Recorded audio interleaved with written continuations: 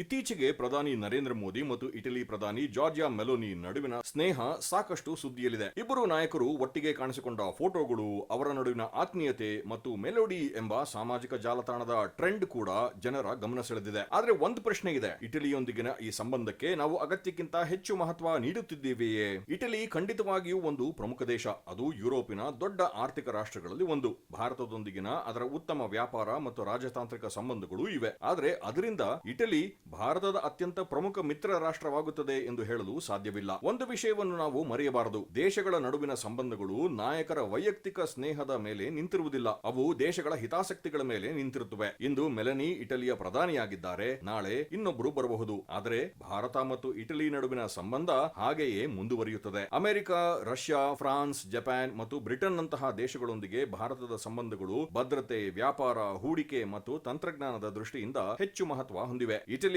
ಒಳ್ಳೆಯ ಸ್ನೇಹಿತ ದೇಶವಾಗಿರಬಹುದು, ಆದರೆ ಅದು ಭಾರತದ ವಿದೇಶಾಂಗ ನೀತಿಯ ಕೇಂದ್ರ ಬಿಂದುವಲ್ಲ. ಇಂದು ಸಾಮಾಜಿಕ ಜಾಲತಾಣಗಳ ಕಾಲ. ಒಂದು ಫೋಟೋ ಅಥವಾ ಒಂದು ವಿಡಿಯೋ ಕೆಲವೊಮ್ಮೆ ದೊಡ್ಡ ಸುದ್ದಿಯಾಗುತ್ತದೆ, ಆದರೆ ದೇಶಗಳ ನಡುವಿನ ಸಂಬಂಧವನ್ನು ಫೋಟೋಗಳಿಂದ ಅಳೆಯಲು ಸಾಧ್ಯವಿಲ್ಲ. ಆ ಸಂಬಂಧದಿಂದ ಭಾರತಕ್ಕೆ ಏನು ಲಾಭವಿದೆ ಎಂಬುದೇ ಮುಖ್ಯ. ವ್ಯಾಪಾರ ಹೆಚ್ಚಿದೆಯೇ?